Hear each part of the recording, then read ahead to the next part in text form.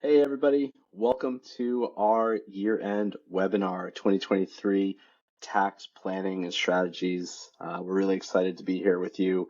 It's going to be an information-filled webinar where we're going to provide actionable recommendations to you about things that changed in the year and takeaways that you can hopefully apply to your situation to optimize your tax position. My name is Jeff Rudner. I'm the co-founder and COO of Proseer. On with me today are my co-founder and CEO, Larry Bernstein, has an extensive background in tax, spent his entire year working with very complex tax strategies, and also is our head of tax, Patrick Osborne, similar background, super qualified team to be here, a lot of great experience, and we're excited for the talking points today. With that, Patrick, I'll let you kick us off with the agenda and what we're going to be talking about. Sure. Thanks, Jeff. Yeah, we'll first start off with some recent individual tax considerations. With the Inflation Reduction Act, there is a lot of energy credit changes. So there's always been some form of energy credits, but now there's a lot more to do with energy efficient home improvements. So if you're remodeling your home, if you're installing solar, if you're thinking about buying an electric vehicle, definitely something to consider. A few provisions that were available in 2021 and 2022, like the expanded child tax credit that generated a larger child tax credit, goes away. Same with the child and dependent care credit. So you're going to see less credit opportunity there. And a new provision called excess business loss limitations limits the amount of business losses an individual can have to either $289,000 if single, or $578,000 if you're married filing jointly. So what that means is that if you have a large business loss, it may potentially be limited and generate a net operating loss that carries forward into the next year. So there's some planning opportunities there as well. The required minimum distribution age for 2023 has increased to 73. So if you're taking required minimum distributions, definitely something to consider. And then Form 1099-K, which is the form that reports proceeds from online marketplaces, Venmo, etc., has actually been paused for 2023 and has been deferred to 2024. So you don't have to worry about reporting income over the low $600 threshold. It's actually transitionally going to be $5,000 for 2024. And then lastly, 529 education plans. Any excess funds can now be rolled over to a Roth.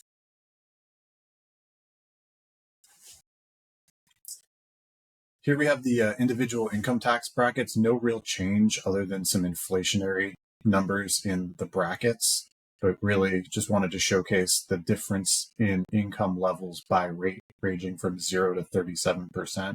One thing to note is there's a lot of people wonder what the highest tax bracket means. Hold on, Patrick. Sorry, it looks like we had some technical difficulties on the LinkedIn stream.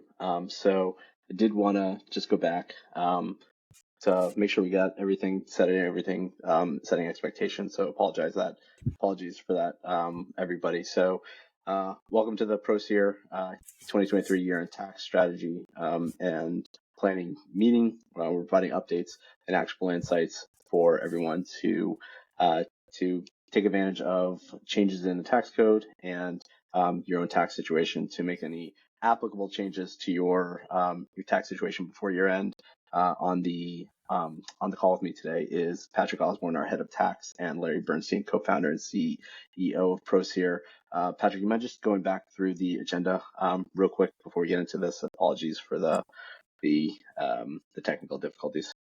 Yeah, no problem. I can run right through what we were talking about. Some key considerations for individuals. The Inflation Reduction Act created a lot of changes to energy credits. So if you're thinking about modifying your home, installing solar, or buying an electric vehicle, definitely things to talk about for us. A couple provisions such as expanded child tax care credits and child and dependent care credits that were available in 2021 and 2022 are unfortunately going away, so there may be less credit available for people this year.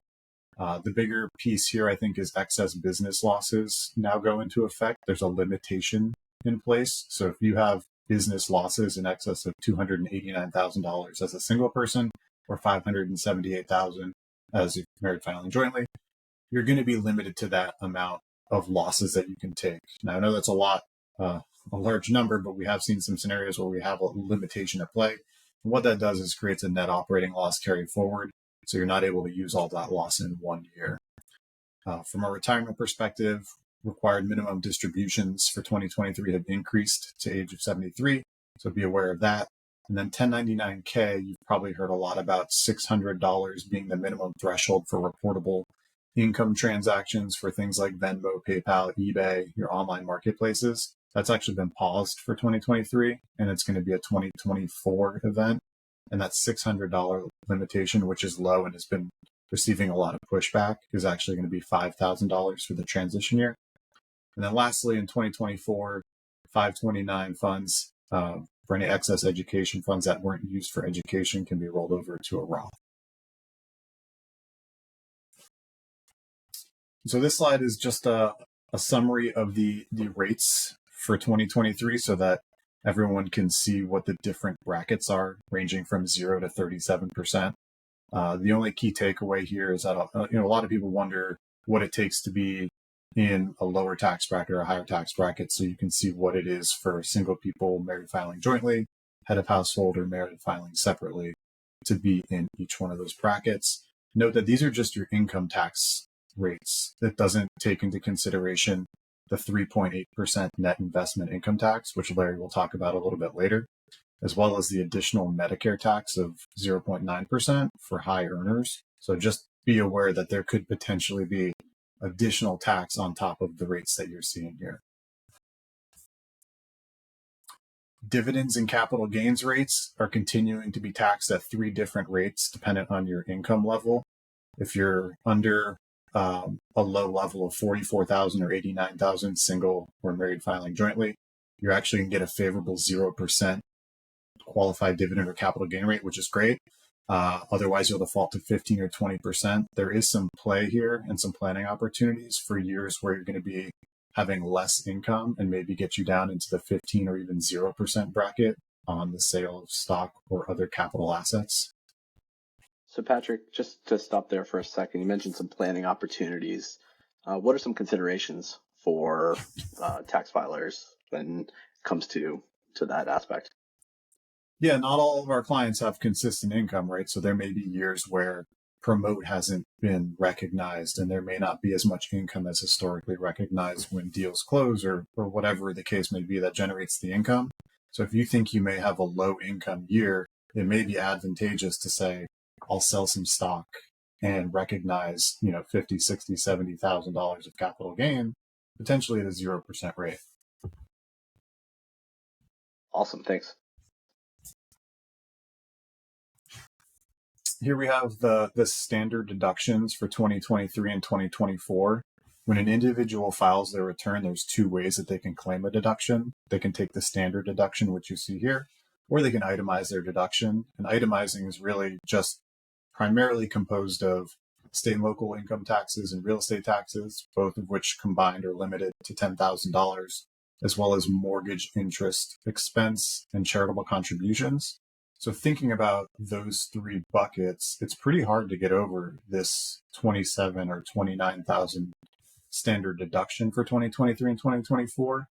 So you're seeing a lot more people fall into just taking the standard deduction. There's nothing wrong with that, but it is a planning opportunity as well that Larry's going to talk to later on how you can maybe stagger your charitable contributions over years to kick you above that threshold and take more advantage of your itemized deductions.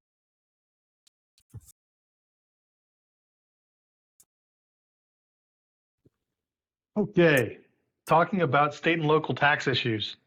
There are a number of things to think about for business owners and for individual tax filers about state and local issues.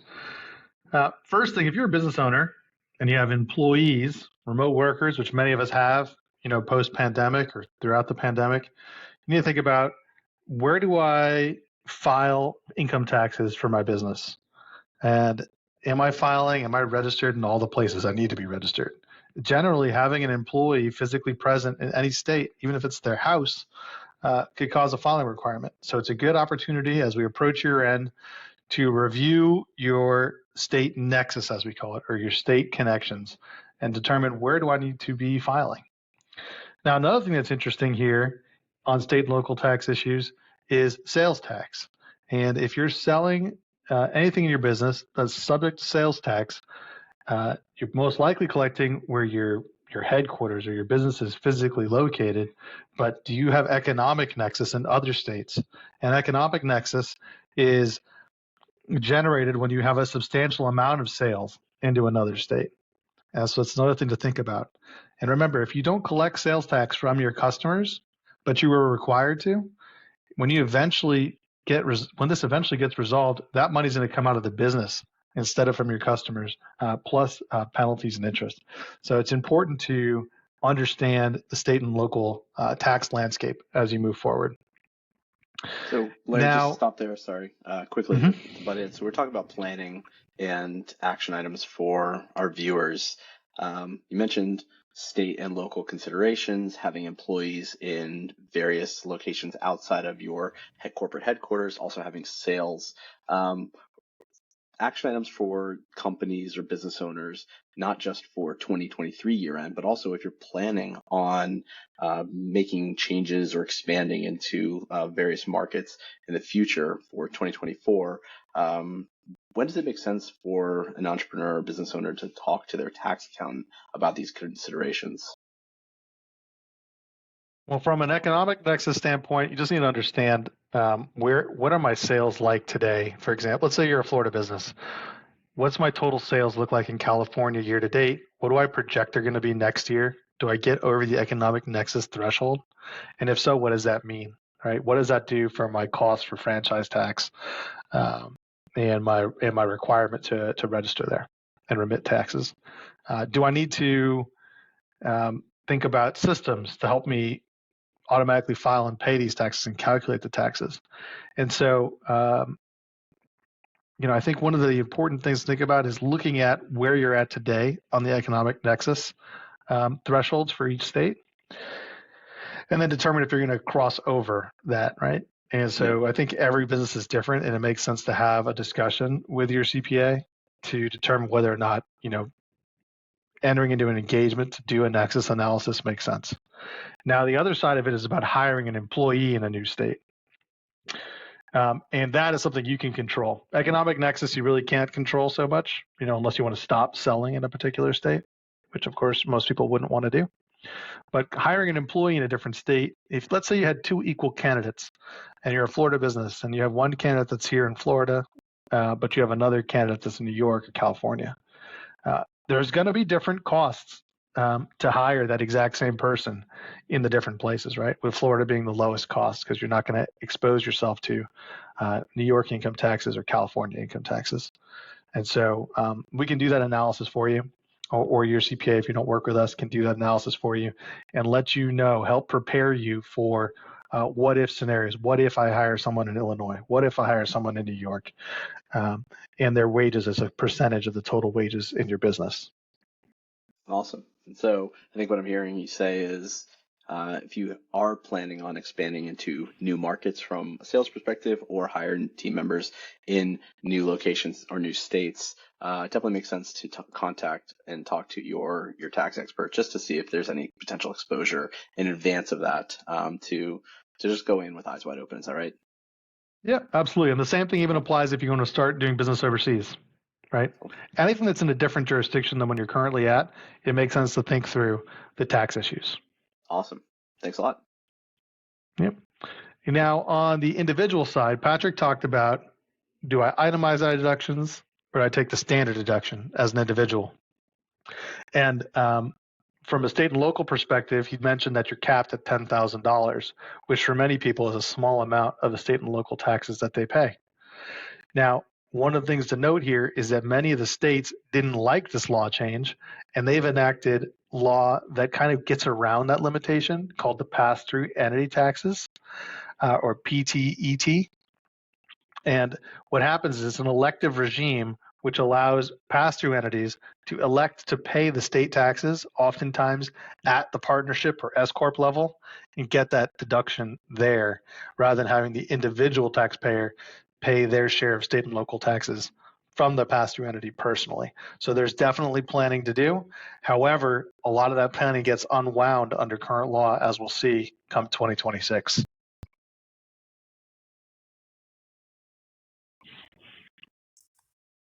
Next slide here is about cryptocurrency, virtual currency, digital assets. We're talking Bitcoin, Ethereum, NFTs.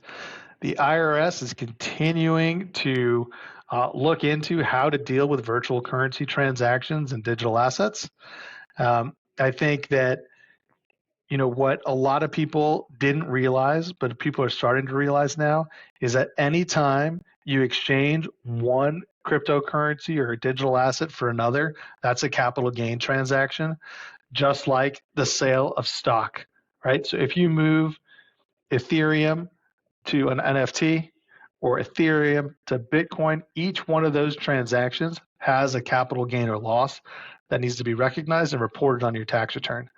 And the other thing is that just like in recent prior years, in 2023, again this year, there will be a question on the individual tax return that says, did you receive or sell, exchange, or gift, or otherwise dispose of a digital asset? Check the box, yes or no, right? So they're affirmatively asking or requiring, I guess, all taxpayers to say, yes, I was involved with crypto, or no, I was not. And if you say yes, you need to be prepared to produce those capital gain and loss transactions to report on your tax return. Of course, we can help you with that.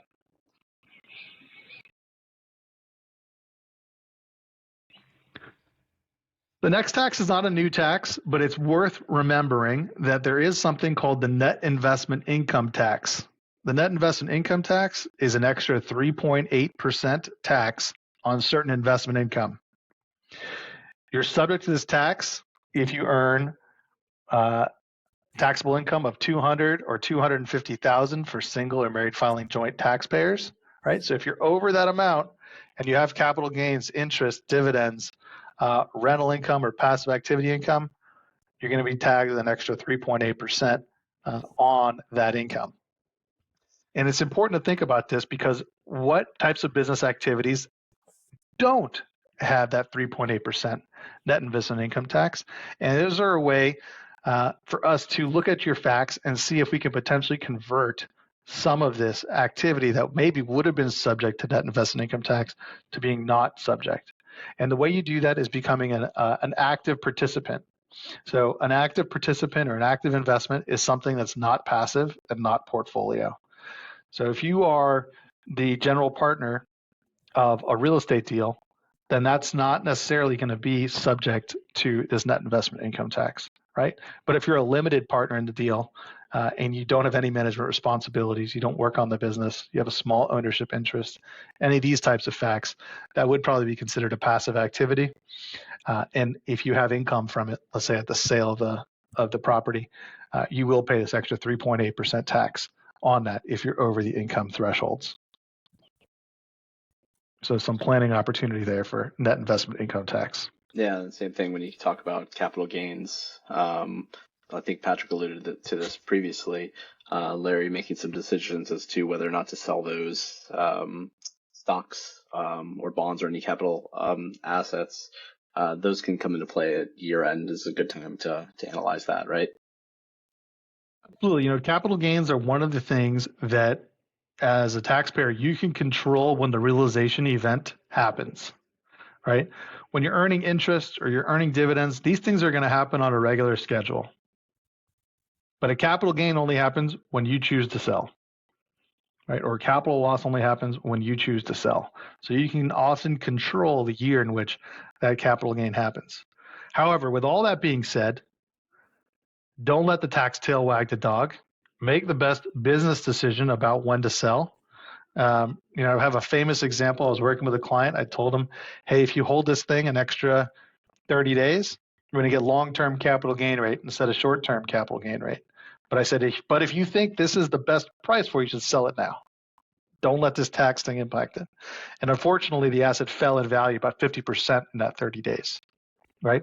So it's important to understand the tax rates and the tax planning and optimization, but you still need to wear your business hat first and the tax hat second. And this is a good time to just reiterate, we are not investment advisors. We are not making investment recommendations, as per Larry's Absolutely. track record that he just clarified there. Absolutely. Okay, so alternative minimum tax, slide 10. This one is for you, Patrick. Yep. Yeah. So I'll talk a little bit about the alternative minimum tax. Probably not something that most of us see on a regular basis, and definitely not a tax that most of us are affected by regularly. But what the alternative minimum tax is existing to do is to make sure that everyone pays at least a minimum level of tax and not overly take advantage of exclusions, deductions, tax credits, etc., to reduce their regular tax. And so it does this by starting with your regular tax liability at those rates that I previously showed earlier in the presentation. And it adds back certain items like state taxes, miscellaneous itemized deductions, and other items that aren't really as big of an impact as they used to be. I think the key takeaway here is that while it may not affect everyone, AMT should be a consideration if you're going to, excuse me, exercise on incentive stock options, or if you have a large amount of tax exempt income. Those are usually some of the key triggers that cause the AMT to kick in and make you pay higher than your regular tax. Here we have a couple updates on retirement planning. For 2023, 401k contribution limits have increased to $22,500, and there's an additional $7,500 catch-up contribution for taxpayers who are over 50, or 50 and over, excuse me. Starting in 2025, people aged 60 to 63 have that $7,500 get increased to an additional $10,000 so they can contribute more towards their retirement. IRA contributions are set at $6,500 with $1,000 catch-up. Note that Roth IRAs are still able to be contributed to. They just have a relatively low income limitation threshold to make a contribution. But there are ways to get around this and planning opportunities. So if you have a traditional IRA or a 401k that you'd like to roll over into a Roth IRA, there are ways to do it. Just know that there could be a potential tax implication to do so. Hey, Patrick. So these numbers are quite clear, but what would be the recommendation for someone that has some additional cash that they're not going to use, they don't need for quite some time, and they want to maximize their tax situation by investing? Yeah, if an employee with a 4 and has the ability to invest or in a 401k and there's an employer match, I'd say start there because that's free money. If you're going to get an employer match on your contribution, you might as well take advantage of that and try and max out as much as you can, at least until the employer match. If you are able to max out your 401ks, I would say next, then maybe move to an IRA, max that out. You could always consider a backdoor Roth conversion to get what would be previously a traditional IRA into Roth IRA classification, which would be good for appreciation and defer and no gain recognition on the exit. So I'd say start with the 401k, take advantage of employer matches, and then look towards IRAs or other potential retirement plans. Great. And then what are the tax benefits for investing in a 401k and an IRA for people to consider? Yeah, it depends on the type of 401k your employer offers. Most now offer both a traditional 401k, which uses pre-tax dollars, or a Roth IRA, which uses post-tax dollars. And what that does is with pre-tax dollars, you'll be not paying tax on the dollars going in, but you'll be paying tax on the dollars going out in retirement. With the Roth, you'll be using post-tax dollars, so you've paid tax on it. So everything going in is going to grow tax-free in your 401k or your IRA if it's a Roth. Got it. So for a traditional 401k or a traditional IRA, you are not paying tax now, and as the investment hopefully appreciates, you're getting years of that appreciation. But when you pull that out, then you'll be taxed in the future versus a Roth IRA where you're going to pay tax now, but the assets and the investments can grow tax-free until you're able to pull them out, and you pull those out tax-free. Is that right? Yep. Awesome. Correct. Okay. Thanks. Yeah. So next slide, we're going to talk a little bit about estate and gift. Back in 2013, I believe, the American Taxpayer Relief Act increased your lifetime estate tax exemption from $5 million to right now it's about $13 million. It's inflationary adjusted every year. What that means is that you're allowed to take advantage of passing on your estate of up to $13 million with no estate tax. This $13 million is set to expire in 2025 and revert back to that $5 million if no future legislation changes that, which is possible that it can. But a lot of people may want to think about their estate and their assets in their estate and see where they fall out in that threshold and if it does make sense to take advantage of some gifting opportunities to help reduce or to take advantage of this increased exemption. And then separate from the estate tax, we have the gift tax, which is an annual gift tax exclusion. So, for example, if you have a husband and wife and they want to give a gift to, I will just say one child, right? They can take advantage of $17,000 of gift each to any individual every year. So they're able to take some of this wealth and chip away at it $17,000 a year, both for the husband and then $17,000 for the wife, to pass along some of this wealth generation tax-free, gift tax-free. Awesome. And then, and so if they're, sorry, go ahead, Patrick. No, go ahead. No, go ahead. On the estate side, just wanted to also point everyone to an extensive talk we did with Barry Hamo of Hamo Law. We got into good depth on estate planning recommendations, and so that video is available on YouTube, on our YouTube channel. So recommend everyone check that out for actual insights on estate planning. Yeah, and similar to what Larry mentioned earlier about the business making tax decisions, like let's make the business make business decisions and then we can work on optimizing the tax scenario. Same here with estate and gift. You want to make sure that you're reviewing your estate plan, that you have your documents up to date, and that it's actually doing what you hope it does. And then from there, we can plan on like what the implications are from an estate or a gift perspective.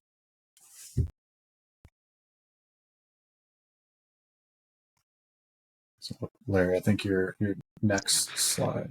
Okay. Yep. And I think that's awesome, Patrick. I think one other thing to note, the estate tax exemption at 13 million or so per person for 23, moving to 13.6, that's per person. So a married couple actually has double that, right? And that if you have a huge estate or a big estate, come 2026, it goes back down to about $10 million in total, $5 million for each spouse. And the other thing to note here is that it's always a good time to think about, should I update my documents, right? Estate planning is never urgent until it is. And titling of assets is never really urgent until it is. But thinking about, should I do that, is a good idea. We've helped guide many clients through estate planning and updating their documents along with estate counsel. And it's a good idea to think about it. All right, next slide is on education tax benefits. There are a couple of credits that have been around for some time, the American Opportunity Tax Credit and Lifetime Learning Credit. These are credits that are generally available for folks with lower incomes, like $80,000 for a single filer or $160,000 or less for married filing joint. We don't see a ton of these credits in our practice. But what is, I think, important, and I think what will apply to a lot of you, is what happened with the changes to Section 529 plans. So part of a new act that passed, Secure 2.0, which actually passed like almost January of 2023, Section 529 plans can now do more things. And one of the things that I want to talk to you about that they can do now is starting in 2024, if you have had excess funds in your child's Roth IRA or the beneficiary's beneficiary's 529, they can be rolled over into a Roth IRA to help that child save for retirement, up to $35,000. And now, the rules and the regulations from IRS still are not finalized yet, but generally what it looks like is, and you have to, if you have specific questions, please ask us, but generally what it looks like, let's say your kid goes to college, they finish, and there's $25,000 left in their 529 plan. If they have earned income, they start a job, they're making a little bit of money, you can put into the Roth IRA for them up to the amount they've earned income, capped at the maximum contribution. So maybe like $6,000, $7,000 a year can go from their 529 into their Roth IRA and set them up for a great retirement.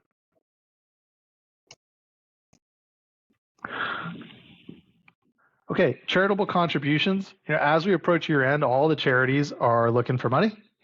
And if you do feel charitable, or you feel charitable and you're going to itemize your deductions and you want more deductions, it's a good time to think about, how should I give money to charity and get the best tax benefit for it? So there's a couple things. Number one, if you're just going to gift cash, make sure to ask for a receipt. You get a copy of that receipt over to us or to your account. If you're going to give property, so like let's say lightly used goods, household appliances, etc., same thing, make sure you get a receipt. Okay. The value of that donated property, there's no change here, but as a reminder, the value of that donated property is not what you paid for it, but it's like thrift store value. So generally much less than what you paid for it. A really interesting play, especially if you are in retirement, is you need to take required minimum distributions out of your retirement accounts every year. If you want to make a charitable contribution and you have to make a required minimum distribution, it might make sense to do a required minimum distribution directly to charity. You can do up to $100,000 per year. And the benefit of doing that is you don't need to first take the $100,000 into taxable income. Okay. So Larry, say that one more time. If we're thinking about, let's say that one more time, just to make sure that's clear. If you have, if you're coming up on triggering the required minimum distribution, you can transfer funds directly to a charitable contribution, making a charitable contribution without and avoid potential tax on that distribution. Yep. So let's say you're in retirement, you have a 401k or an IRA where required minimum distribution is required. And the trustee tells you need to take out $200,000 this year. When you take that money out, most of the times you're going to pay tax on $200,000, ordinary income rates. However, if you want to give money to a charity, you can instruct the trustee to give up to $100,000 of that required minimum distribution directly to charity. And by doing so, instead of paying tax on $200,000, you only pay tax on $100,000. Charity gets more money and you get more money. So just on an easier math scenario, so if you're going to take out $100,000, in theory, you'd be taxed on that $100,000 and pay the charity the net difference. Is that right? That'd be available to pay to the charity. But but in this scenario, you can give the full $100,000 to the charity. Is that correct? That's right. That's awesome. Yep. And we keep your effective tax rate lower as well, potentially. Fantastic. Cool. Mm-hmm. Yep. Donor advised funds are out there. If you have significant amount of money you want to give to charity, but you want to control when it's given and also control when you take your itemized deduction, you can potentially think about a donor advised fund. It's like a private foundation, but it's managed usually by an investment house and removes all the administrative burden of a private foundation. The last thing to think about here is gifts to charity of appreciated securities. Again, if you're thinking about giving a gift to charity, one of the best ways to do that, instead of giving cash, is to give appreciated stock. So NVIDIA this year had a fantastic run. I don't know that you'd want to sell this stock, but if you were holding it, you most likely have a tremendous gain in the shares. Let's say you wanted to get rid of some of these shares or sell some of these shares to give to charity. It might make sense to instead gift those shares to charity. And as long as they were held for more than a year, you're going to get a charitable deduction equal to the fair value on the date that they're transferred. as opposed to if you sell the shares today, you're going to pay long-term capital gain rates on that gain, and then you'll only have that net cash available to give to the charity. The trick there, remember, is it must be long-term holding period stock. Okay, due dates. We all love due dates. The first one that's not on here is January 31st. That is the deadline to file 1099s, 1099 NEC. That's for all your contractors and vendors for the most part. March 15th is our partnership and S Corp original or standard filing deadline, with extensions available to September. April 15th, this is the most important date of the year. This is the individual tax deadline. Remember, on this day, you need to have an estimate and pay in your taxes or file your return. An extension is only an extension of time to file, not an extension of time to pay. Also, you get your foreign bank account reporting and the C Corporation or filing requirements, also on April 15th. In addition to trust also. Trusts are also April 15th, with extensions for trust to September 30th and individuals and corps to October 15th. And then, sorry, Larry, just while we got you, one more on the dates that's not on there is the Q4 estimated payments. What's the deadline for making your Q4 estimated payments for 2023? Q4 estimated payments for individuals is January 15th. Great, thanks. Good question. Okay. So if you're running a small business and you have a retirement plan for yourself or your employees, or if you're an only employee, there are lots of things to think about. And there's some new things that have happened with Secure 2.0. Secure 2.0, for example, changed what you can do with excess funds in a 529, right? But one of the changes that has happened is in a 401k plan, if you are or you have employees who are in the catch-up period, which means they're closer to retirement and they're making extra contributions, those extra contributions are going to now be required to be made as Roth or after-tax dollar excess contributions, right? You can't make the excess contributions as a deductible traditional 401k if you're over certain income limits. So that's an important change that's going to be in effect for 2024. Now, the other things to think about is if you are not currently offering a 401k to your employees or to yourself as a solo, and you have excess cash, this is a great planning idea. If you have the cash around in your business and you want to save tax, or you want to save tax maybe in a future year, thinking about how much money can I put into a tax-deferred retirement account is a great way to do it. Also, if you have employees, it's a great way to attract and retain employees by offering a retirement plan. And we can help you set those up.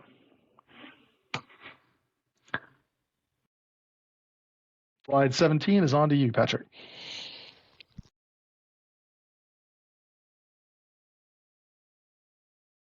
Patrick, you're on mute. Thank you, Jeff. So I'll give you guys some tax updates for businesses. The employee retention credit continues to be a very hot topic. So hot that the IRS has actually paused processing some of the employee retention credit claims due to the increase in fraudulent activity associated with them. So what that means is that a lot of our clients and people that we talk to in the day-to-day business are getting lots of mail, phone calls. Do you qualify for employee retention credit? We can get you X credit.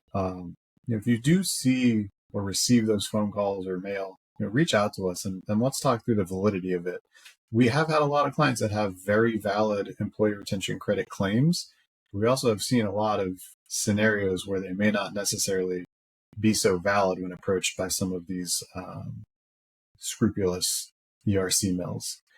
Research and development costs. Previously, you were able to not only deduct your research and development costs, as well as take a research and development credit, so you get to double dip on your research and development expenses. But starting in 2023, you unfortunately have to cap capitalize your research and development expenses and amortize them either over 5 years if it's a domestic activity or 15 years if it's foreign. So what that means is that you're not going to get the upfront benefit of an immediate deduction as well as a credit. You'll be able to get some part of the deduction and you're still eligible to get the credit, but it's not going to be as advantageous as it used to be.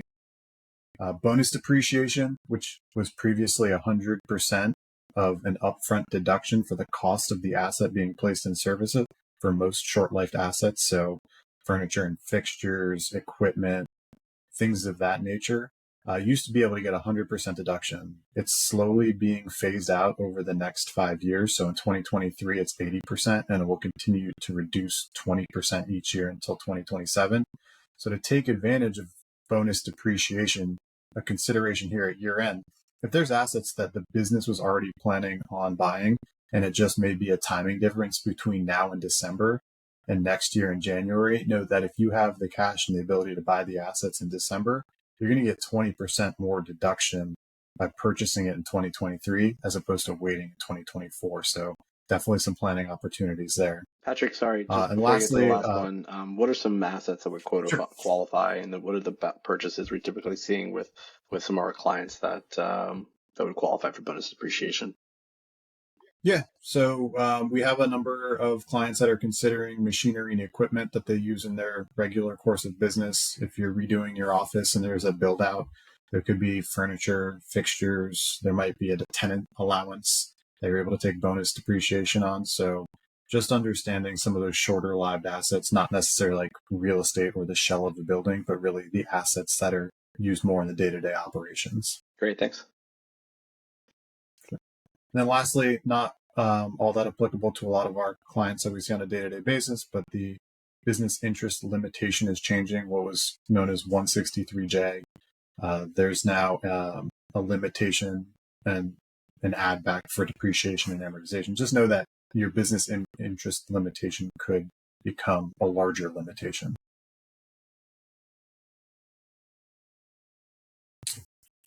So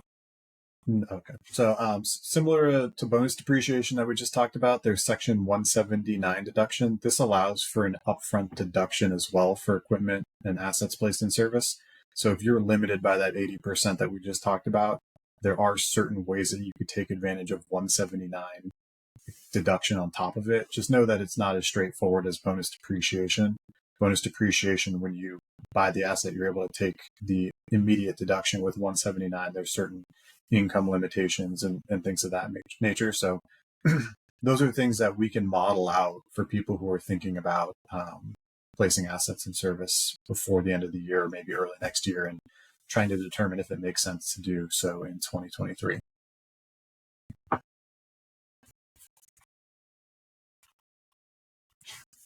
So next slide, Larry. Did you want to hit on QBI? Yeah, we could talk about that. Yeah, so QBI, which is also known as the Qualified Business Income Deduction, is a 20% deduction that's given to pass-through entities. And what the intention of it was meant to do was to create some parity between the reduced 21% corporate tax rate and the higher up to 37% individual tax rate. So there's certain ways that we can maximize qualified business income deduction. I don't want to get too granular, but if you look at your income, say you have $100, you could take a 20% deduction, so $20 up front, but know that it is limited by certain things such as W-2 wages that you pay your employees and also the value of your assets on the balance sheet. So this is where you can optimize placing in service either more assets or paying your employees, maybe even yourself as an owner employee, more to optimize your QBI deduction.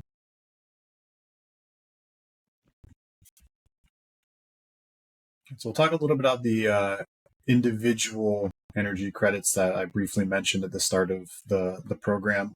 So the energy credits, which have always been in play, have been extended through 2032 by the Inflation Reduction Act. And so what it does is, under the old credit, it was 10% of improvements that were made. The Inflation Reduction Act increases it to 30%. So you're getting a little bit more deduction there. The credit is limited to $1,200 each year, but you can take it every year that the credit is valid. And so some types of improvements are things like having a home energy audit.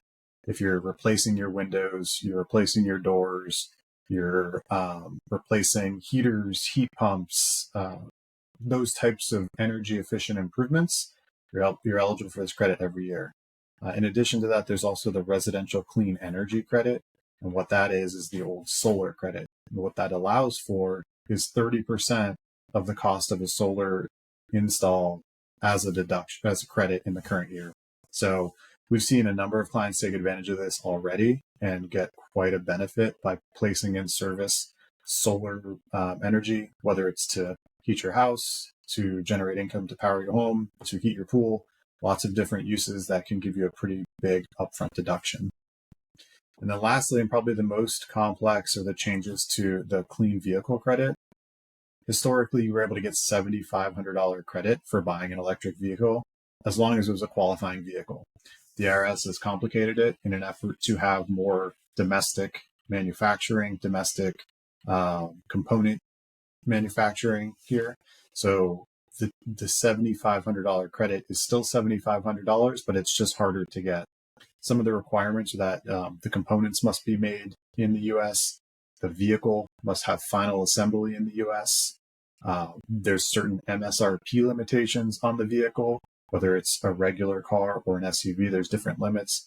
And then lastly is also the limit that you may have from an income tax perspective. So things to consider if you are buying an electric vehicle, definitely talk to us, definitely model out whether you'll be eligible for the credit and if it's still advantageous, because I know a lot of auto dealerships are saying, here's your $7,500 credit, but you may get some or even none of that credit depending on a number of factors related to both the car itself and then to you personally.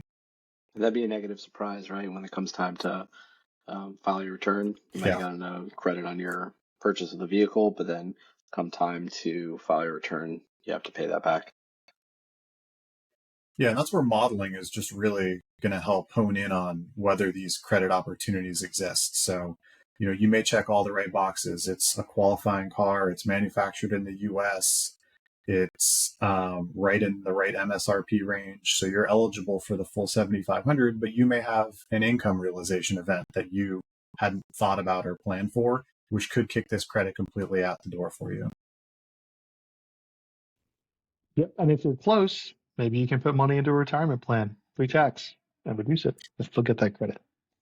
Another thing to think about is you may be able to lease the car instead, and maybe the leasing company or the manufacturer gets the credit, but maybe that will reduce the cost of your lease. So interesting things to think about. I agree, it is a lot more complicated. Yeah.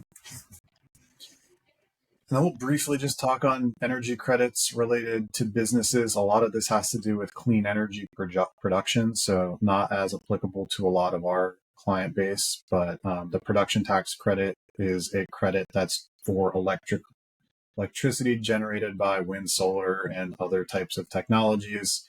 And then the investment tax credit is just a credit that reduces your income for a percentage of the cost of these systems that are being installed. So if there are scenarios where we're talking about, clean energy, renewable energy, CO2 reduction, zero emission, hydrogen, those types of things, we should talk about it, but generally not applicable to a lot of the day-to-day clients that we work with. Yeah. But even if you're a commercial landlord and you want to put solar on the roof of your building, that might work. Yep. So more energy credits to think about. Yep. All right. Next one has actually had nothing to do with tax, or very little to do with tax, but it's a reminder to protect yourself from fraud. We've seen a significant increase in phishing and fraud attempts, and these are happening to our business, they're happening to our clients' businesses, they're happening to your business, and to you individually. So, it's a reminder to protect yourself, right? Don't fall for text messages or voicemails that are not from people that you know. The IRS will not contact you on the phone, right? They'll send you a letter in the mail. If anybody asks you to send gift cards or things like this, it's not true, right? If a fraudulent tax return has been filed in your name, you'll have an IRS identity protection PIN you'll need to send to us every year before we file your return. However, if you want to and you're concerned about your own identity, you can request proactively an IRS identity protection PIN. As a business, it's important to have a security plan, right? You want to train your team and understand the risk of phishing and make sure you have the right security in place. We do a lot here at Proseer to make sure that our systems are secure, and it's a reminder to all of you to do so in your personal life and in your business.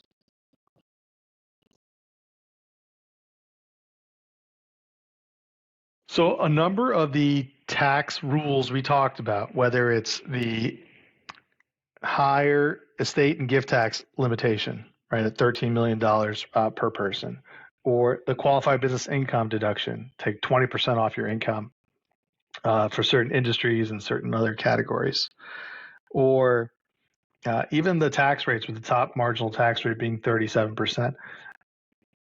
All of these things go away if Congress doesn't act before the end of 2025, right? Standard deduction goes in half. Lots of things change. However, our people in Washington from the AICPA and other professional associations, plus I think what we all see on the news and in the papers, is that the political climate in Washington is kind of like gridlock, especially for tax legislation. So right now, it seems pretty unlikely that we'll see any kind of changes for 2023 or early 2024. Another important one here I mentioned on this slide is that $10,000 limit on state and local taxes.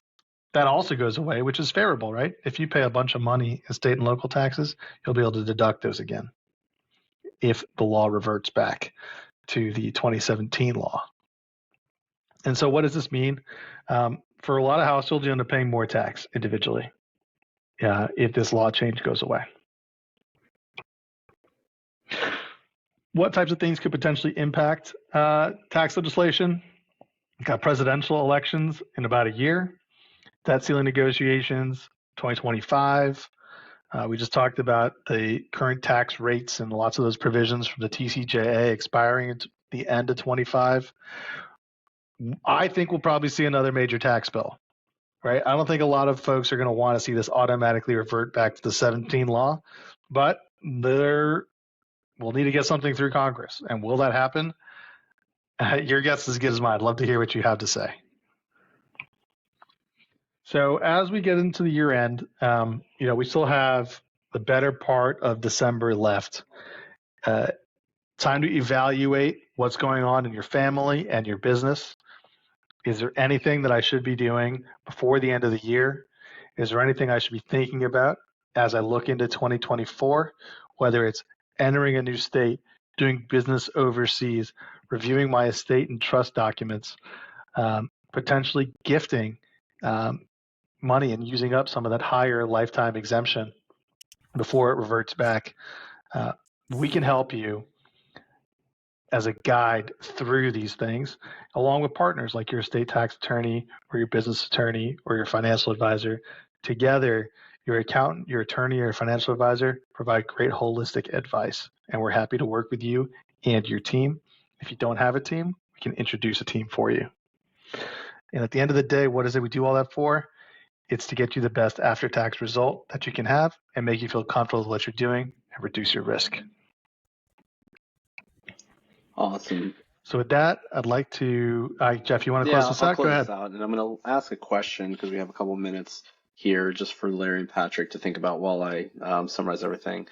Do you have a go-to or a favorite end-of-year tax move outside of it depends that you like to employ, whether that's selling or managing capital gains, whether that's bonus depreciation for 2023. We'll come back to you in a second. But while we wait for that, I just want to say thank you to everyone who joined us today. We do a lot of work with our clients to really understand their businesses and their lives from a financial and tax perspective to make recommendations in a proactive way. If you're interested in learning more about how we work, we have a QR code right there that'll take you to a website to learn more about our tax services, and even to reach out to us to schedule an intro call. We'd be happy to review your tax documents and see if there's ways that we can optimize your tax strategy. So with that, I'll come back to Patrick to answer my question and close this out. Patrick, what's your favorite kind of end of year go to, or what are you going to advise right now? Well, I'd say please consult your tax advisor. Of course, is my favorite go to. You see that on a lot of. You see it on everything. And so what that means is just having that discussion, explaining your facts to us, letting us know what's going on, because that's going to give us insights into either your business or to your personal tax situation, where we can help you decide, do you place assets in service? Do you expand the business? Do you go into different jurisdictions? So there's lots of different things that are very facts and circumstance driven that lead us to be able to advise as long as we know. So working alongside you as opposed to just talking to you once a year in March or April and playing catch up and seeing what happened over the last year. Awesome answer. We are definitely not TikTok tax advisors. We're here to work and be ingrained with our clients. Larry, feel free to take that answer, or if you have something to close this out, we'd love to hear it. Yeah, I mean, there's obviously the easy stuff, right? If you have a brokerage portfolio, take a look at what are my realized capital gains and losses for the year. If you're in a capital gain situation, do you have any unrealized losses that you could easily swap into another? Then go ahead and do it. I think that there are also things we can do after year end that will impact the 2023 year. Whether it's cost seg or certain retirement plans like a SEP or IRA. These things can be done after year end. They have certain deadlines that have to be done, but they can be done after year end. And then you have the general business planning, right? If you're a cash basis taxpayer, defer income, accelerate expenses, right? But again, don't let the tax tail wag the dog. So I think that's the best general advice we can give, but advice to your specific situation, like Patrick said, is probably the best way to go. Sounds great. Well, thank you both so much for the insight. If anybody here is interested in learning more about the way that we work, or interested in talking with anyone on the call, please reach out via LinkedIn or through our website. And we'll be out with more content in 2024. Hope everyone has a great end of the year, and we'll talk to you soon. Thanks. Take care.